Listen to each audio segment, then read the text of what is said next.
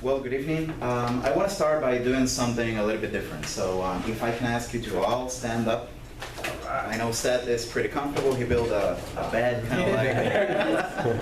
So just tell to your, find someone next to you, find a partner and just tell him, look him in the eye and tell him, your present situation does not determine your destiny. Your present situation does not determine your destiny. Now put it in your pocket, and we're gonna go back to that in a few minutes. But I just wanted to get your blood flowing and get you out of the comfort of your chairs. We already ate, so I don't want anyone sleeping or anything like that. So just bear with me. I promise we will get to that point, and it will definitely make sense. So 6 years ago, I moved to Tampa, Florida from Puerto Rico, as you probably already know. The thing I moved here from work purposes. I was actually hired by Verizon Wireless. They went out of business in Puerto Rico. They sold, and then anyway, just fast forward a little bit, I ended up in Tampa, Florida, which I was very familiar with Orlando.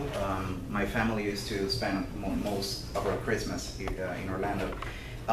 But for Tampa, Florida, I just knew Busch Gardens. That's it, and I-4. To me, Tampa was get in the car, get in I-4, 75, and you're in Busch Gardens, and then all the way back to Orlando. So that was Tampa, Florida for me. But 6 years I came here. I left my family. I left my apartment, my house with my dad. I left a BMW. I left a good paying job. What I'm trying to say is I had a comfortable life, but for some reason it didn't feel like my life. It felt kind of like, I don't want to say it was too easy, but everything happened so fast once I graduated from high school that, I mean, when this opportunity presented, I told myself, you know what, go for it. Just go for it. So I left everything that I knew, my language, my family, my girlfriend, everything that I knew, just to try something by myself.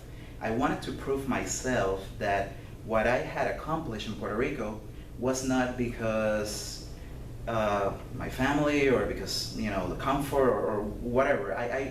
It doesn't make sense, but at that point in my life, I was 25 years old. I don't know what happened. Actually, a lot of people, even people that know me and family members, I think they still don't know why I left everything just to came here and start from the beginning.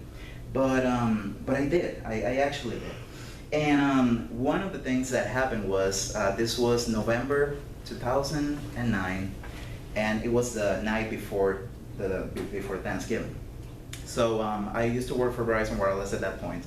And of course, it's high season. I work probably until 10 p.m. in the night.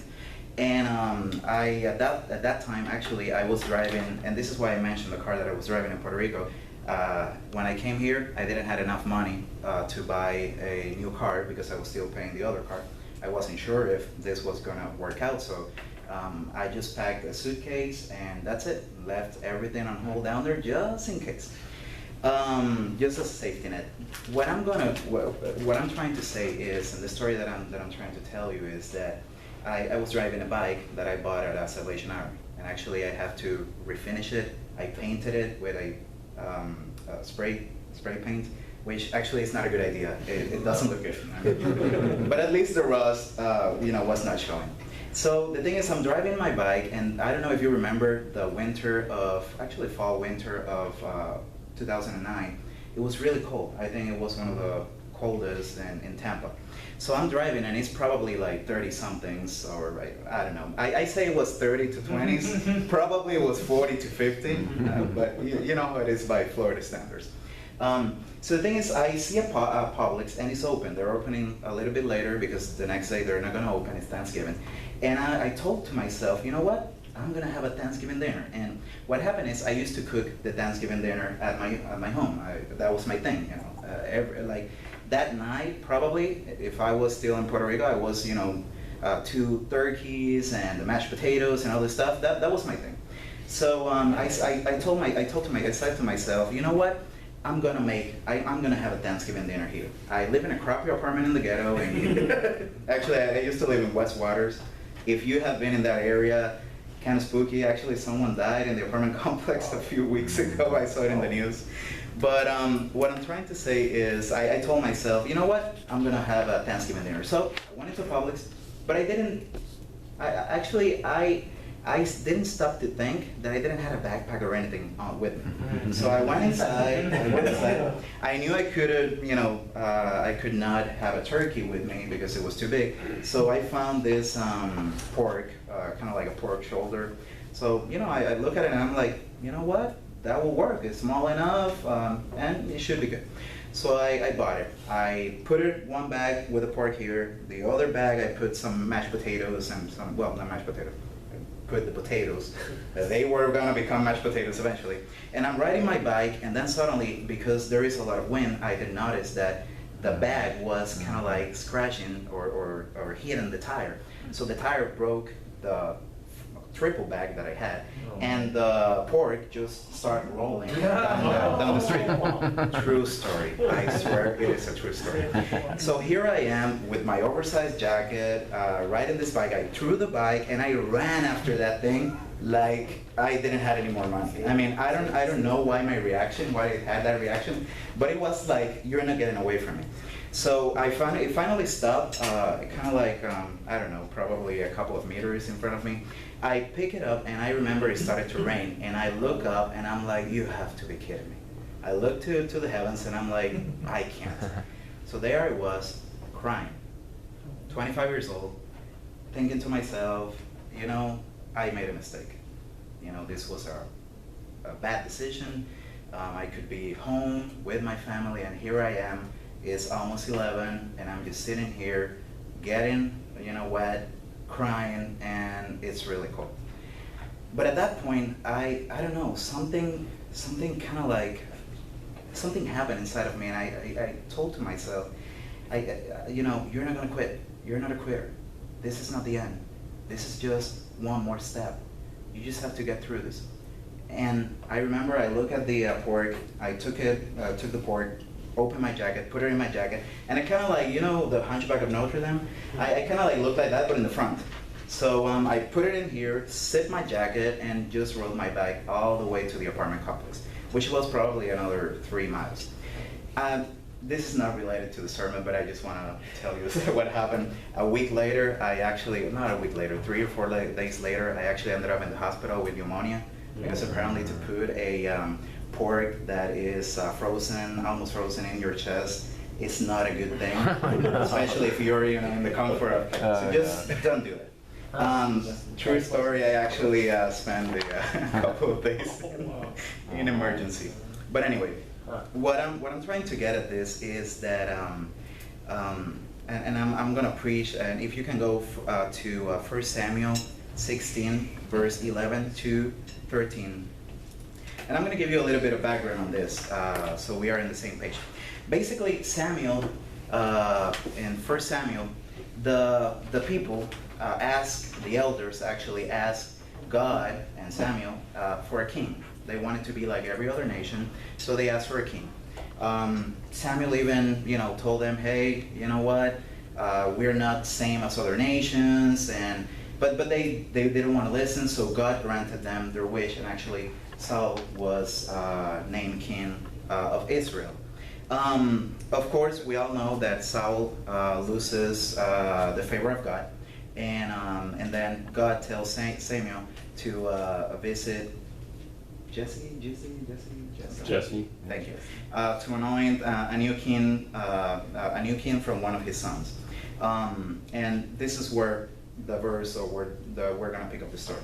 So the verse reads, the passage reads, so he asked Jesse, are these all the sons you have?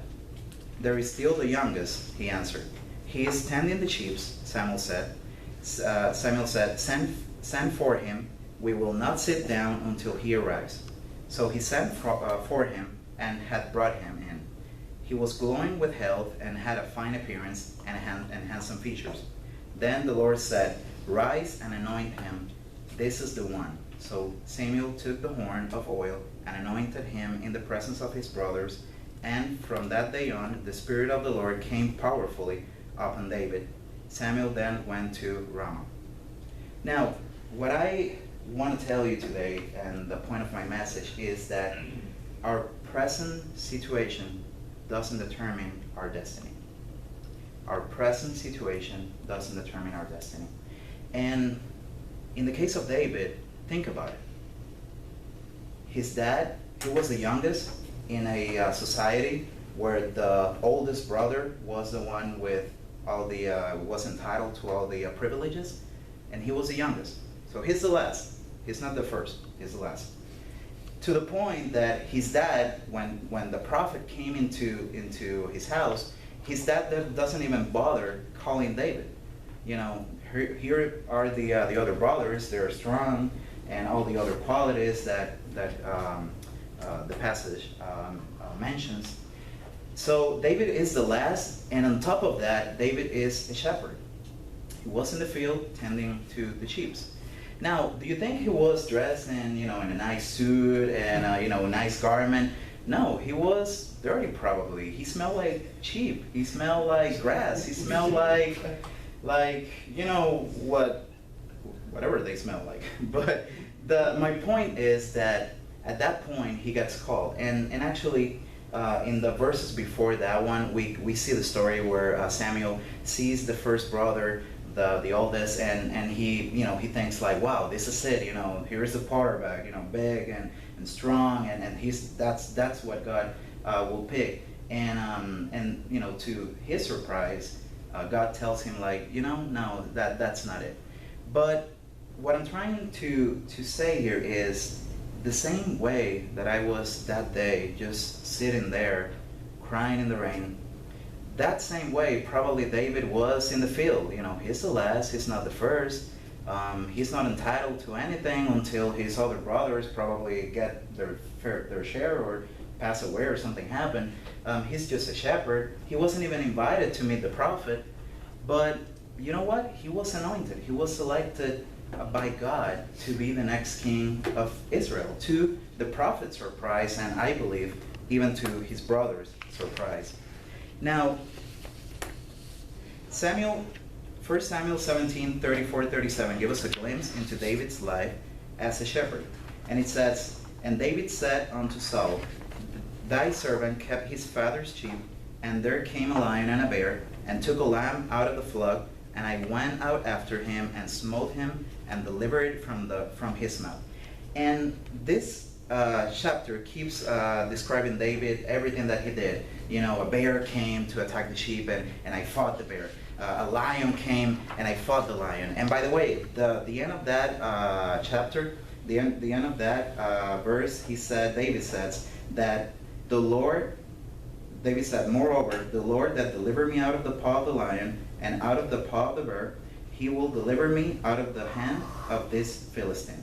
So he knows where his power or where his abilities come from. It is not him, it is God.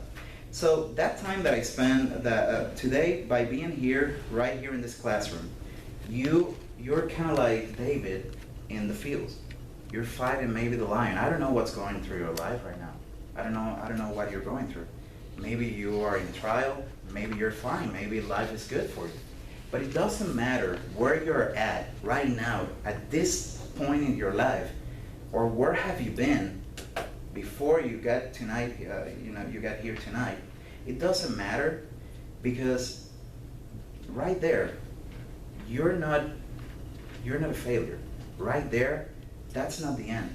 That is just a moment that is shaping you to become what God had called you to become. So in this case, I want to tell you, and what I told you in the beginning, your present situation does not determine your destiny. Meaning that everything that you're going through right now, it is not the end if it's a trial. Maybe you're successful, but that is not even the end. If God spoke the word, if God called you, if God said that it was going to happen, if God to open your heart and put his hand in and just told you, "Hey, my son, listen, everything will be all right." If God said it was going to happen, it will happen. So you are not who you are right now. You're not just a soldier. That's something that you did or something that is part of your life. And that training and those experiences will definitely play a role in what God wants to take you to. You're not just a student right now. You just didn't get out of California and came here just for nothing. Everything that happens in your life, if you have the right attitude, will push you a little bit further to what God said about you.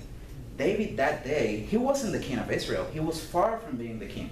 As a matter of fact, it doesn't even happen after a long time later. The same thing, you see it in the Bible over and over. So like David, that day, I was just there, sitting in that road, sitting in that corner. Hey, I'm just still here.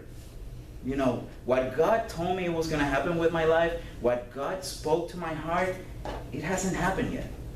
But that night, something changed. I told you that something happening inside of me that I didn't know what it was. I actually kind of like, it's not that I didn't lie, I omitted something. And I wanted to just say it now at the end. That night, what happened inside of me is I embraced God's destiny for my life and His will for my life. And I stopped questioning. I stopped complaining. And I said, you know what?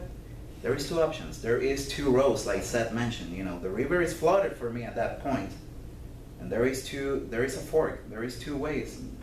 Where should I go? You know what? I didn't have the compass metaphor at that time. I definitely have it now. But at that point in my life, I said, you know what?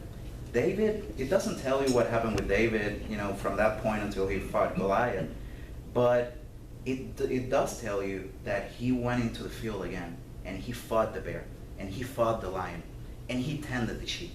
Here is the king of Israel in the field, bless you, in the field with the sheep.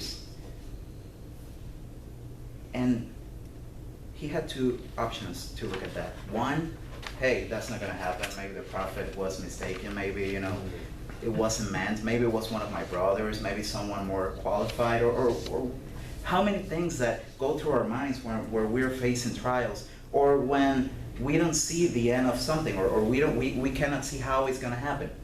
But here is David. He said, you know what? I am going to be the best. I'm going to be the best shepherd. I'm going to go out there and no lion, no bear, nothing is going to steal anything from me. And I'm going to fight, and I'm going to get ready. And what happened years later? That time alone in the field, that time maybe going through trials, fighting these animals in the wild, those times make him and prepare him and get him ready to look at Goliath. Everyone is trembling. No one wants to face him. Actually, Saul says, you know what? Whoever face him and destroys him, he can marry my daughter. He can have all of these things. And even with that reward, people are like, not me, not me. And here comes David, just to deliver food to his brothers that are there doing nothing.